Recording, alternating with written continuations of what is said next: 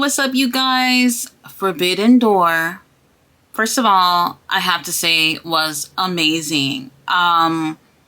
Definitely had the best matches out of any pay-per-view that I've seen this year. So, yeah. So, like, better than WrestleMania, I would say. For me, WrestleMania did have a lot of matches that were just thrown in that wasn't even all that.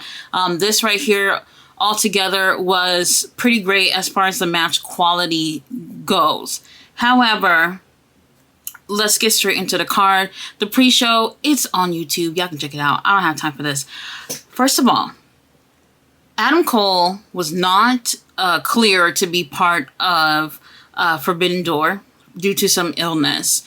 Instead of putting Tom on this card anyway, they ended up putting him in a dark match with Serpentico. And it's like, what the hell? Y'all could have kept him on the damn card and have him go against like Roderick Strong or something. I think that would have worked out perfectly fine. What a missed opportunity.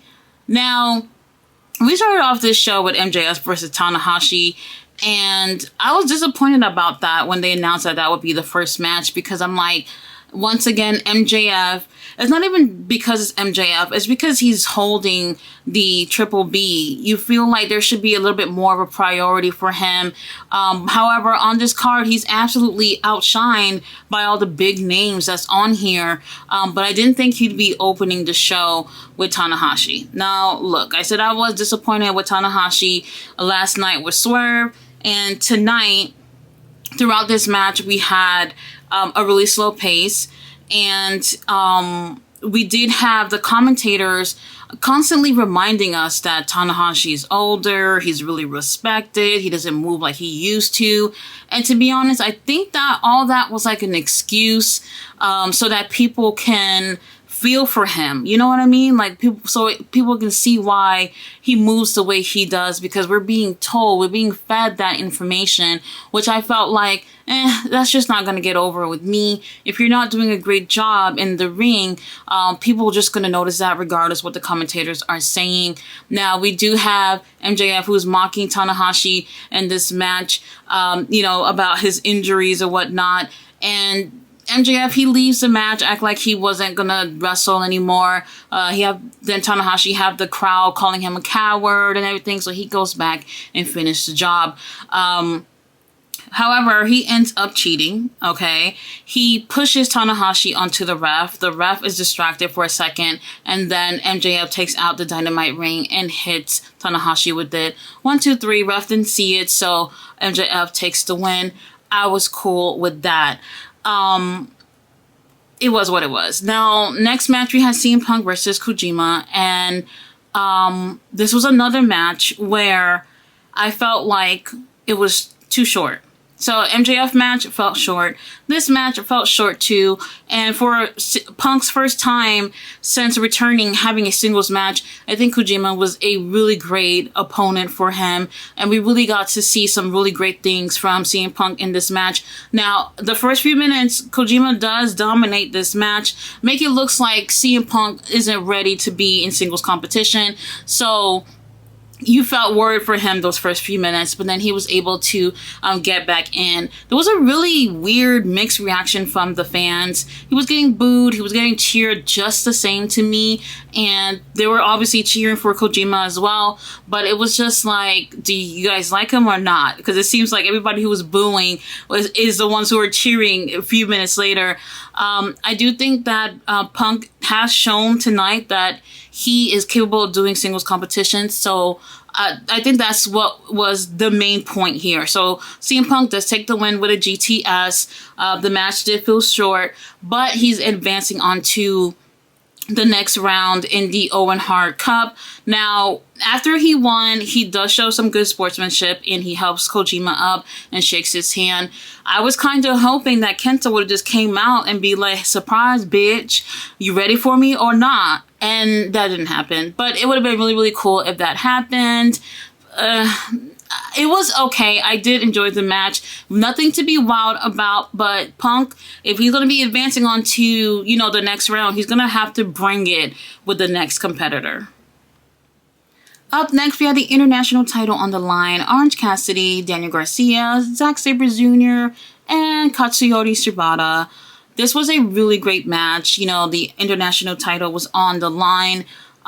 This was more of the battle of if you can do something, I can do a better type of thing. And that's what made the match feel so good. We didn't get the usual, well, we did get the usual Orange Cassidy's shenanigans, but it was taken down a lot. So we didn't see too much of it. We did see his opponents working on that right hand that he messed up like months back ago. The one that they kind of forgot about in the past few weeks, but all of a sudden they brought it up again tonight. Felt a little weird about that. But anyway, I think it had a great pacing. The match just felt short, and I was just like, damn, like what is going on?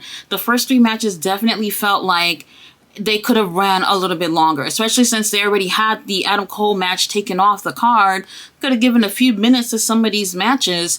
Either way, Orange Cassidy ends up taking the win. I really liked everyone here in this match, and it was more on a technical side with these guys, even with Orange Cassidy here too. I really enjoyed this. It's a shame that they just didn't have another up to 10 more minutes with this match, and I think they would have just teared the house down completely. Everyone would have really enjoyed this. Orange Cassidy retains, but it looks like Zack Sabre Jr. looks like he wants a singles match with Orange Cassidy for the title, so maybe we might get that on this week Dynamite or maybe a future episode of Dynamite, so that would be interesting. Next, we had Sonata versus Jack Perry. What can I say here?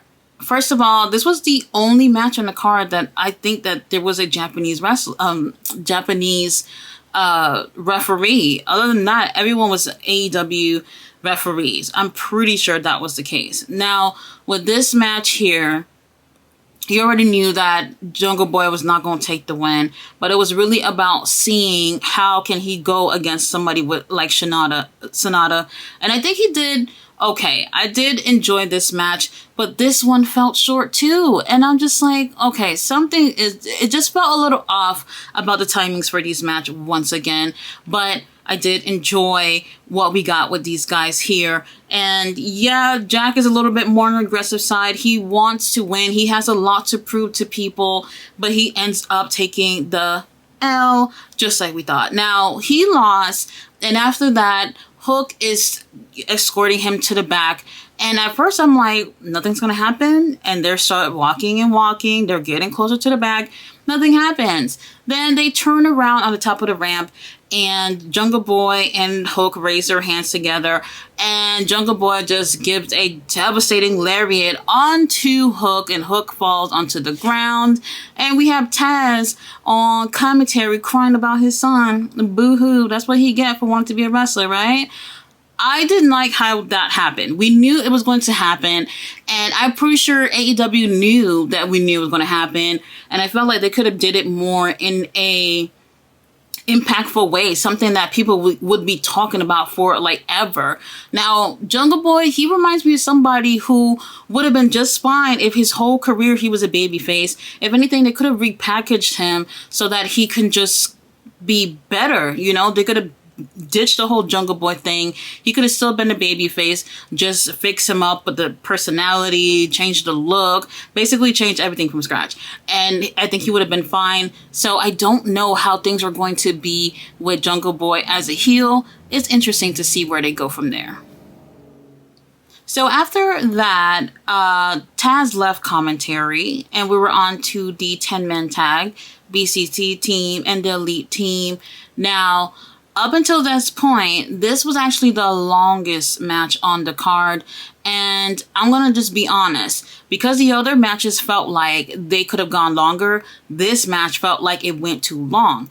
And it started off really great, okay, great pacing and everything, and then they do that shit where everybody gets in the ring, and you don't even know who the legal man is. You don't know like what's happening. Things just get a little bit too disorganized, and it just felt like this match could have ended way earlier than it did. Now, in this match, I feel like the one to really keep an eye out on is Takeshita.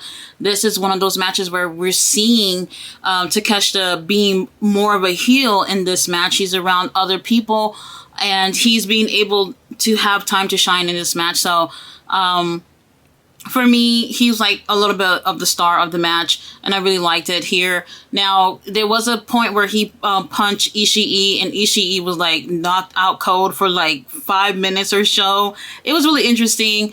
Now, look, I'm not a fan of the Bucks or anything. I do think that they are talented, but it just feels like when they're in the ring, we're getting the same old thing. So after a while, I just got bored.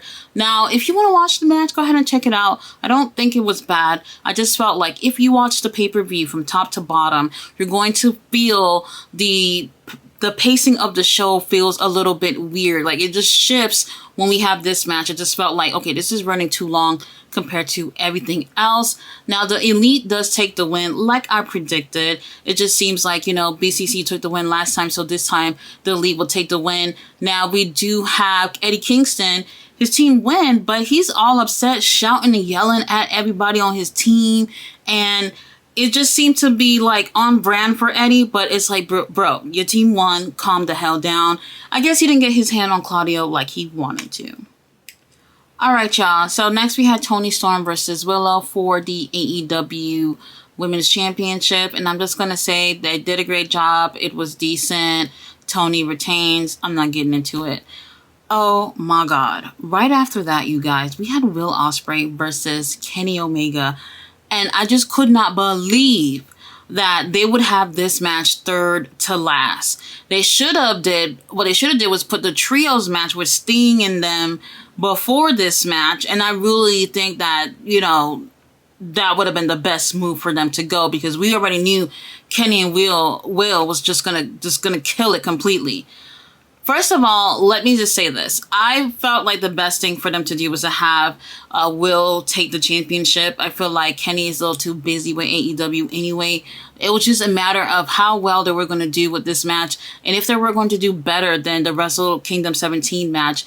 And I'll tell you, it starts off slow. It really does. Slower pacing, and we do see some dominance from Will Ospreay. And at first, I was like, I hope this is going to be better than their last match.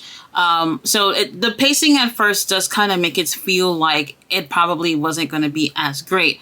But then there was a point where Will was bashing Kenny Omega's head on the announced team table over and over again, and his head was busted and leaking and everything.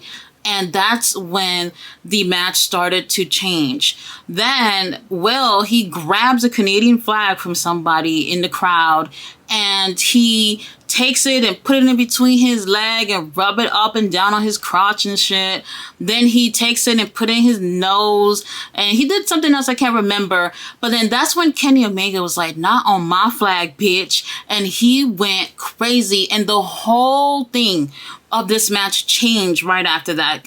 It's like Kenny Omega woke his ass up and just decided to be a Canadian hero or whatever, and the whole vibe just changed, and it was so amazing. We did have Don Callis, who has special security for Will Ospreay. They had their face covered the whole time, so we don't know who those two guys were, but Uncle Don was ejected from ringside when he did grab Kenny Omega's legs as a distraction. Ref saw it and said, get the hell out of here. I was cool with that. I don't have an issue, because I knew that we didn't even need any distractions from anybody ringside for these two to give us a really great match. Now, this definitely is probably my favorite match this year. I'm trying to think if anything is close. Not that close. But it was absolutely enjoyable. Okay, you guys, if you didn't see this, go out your way to see it. And I have to say something that's really important, that this match played with your emotions. There was a story behind this that had been started a long time ago. So people were so emotionally invested in this match.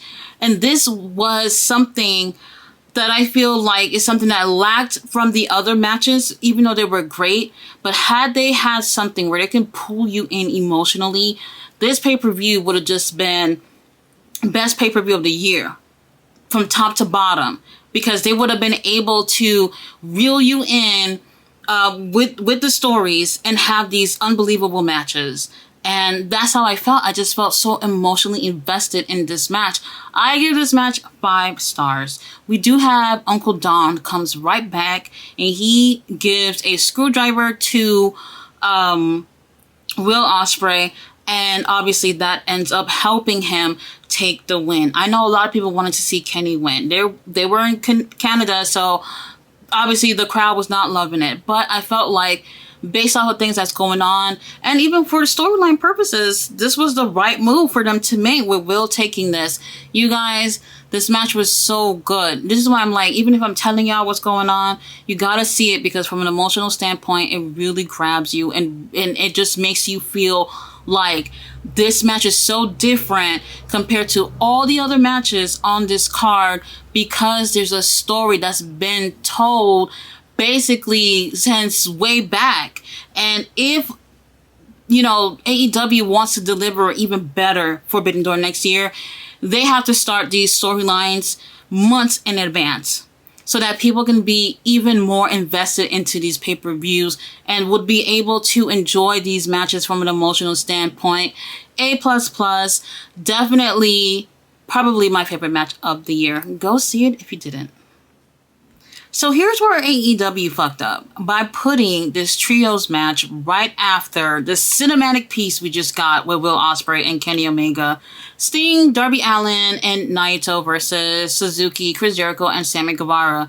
I'm so sorry. That vibe killed it for me. It's like, how can I enjoy this after what I just got? I was literally just like, just trying to calm down after all that greatness we just saw, and then they put this on. And it's not to say that this was not a good match. It really was a great match, but I've always said, like, the order of how you put these matches on the card is so important, because you're putting a match like this trios match in between what ended up being the 2 best matches of the night. And it's just like, why did you feel the need to put this here, you know? And I think that you can see when watching this match, the crowd, they're not feeling it, you know, because of what they just got. And it's like, well, if you're going to give us something next, it has to live up to it at some capacity. And it did not.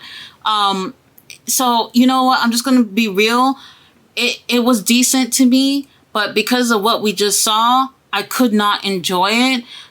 Sting team does take the win, which we already knew was going to happen anyway. It was unfortunate that they had put this match here. It would have been a much more enjoyable match had this been before Will and Kenny's match. Oh, and Kenny Omega, if you need someone to tend to your wounds, I'm available. Main event time, Bryan Danielson versus Kazuchika Okada. Oh my gosh. First of all, I said this needed to be the main event. And I do feel like still, even after what we saw, that it still needed to be the main event. This was something that I felt like, because we've never seen it in comparison to Will and Kenny, that this would be a better match to have last. So, where do I even start here? This was a very great match. I enjoyed it. Throughout this match, we get to see Bryan, you know, playing off that, him having concussions and things like that in the past, where he used that for his advantage to be a heel in this match. And even Okada's like, bitch, I'm not falling for it. And I kind of like that he did that, you know. While we had doctors and the ref, you know, trying to tend to Bryan throughout this match, Okada just saw through all that and was like, you know what, I'm still gonna fight. He moved him from the doctors and the ref and said, bitch, get up. We gonna keep fighting. And sure enough, Bryan was just being a heel and acting like he was hurt. I absolutely enjoyed this match. Now, here's why this was not better than Will Ospreay and Kenny. There's no story.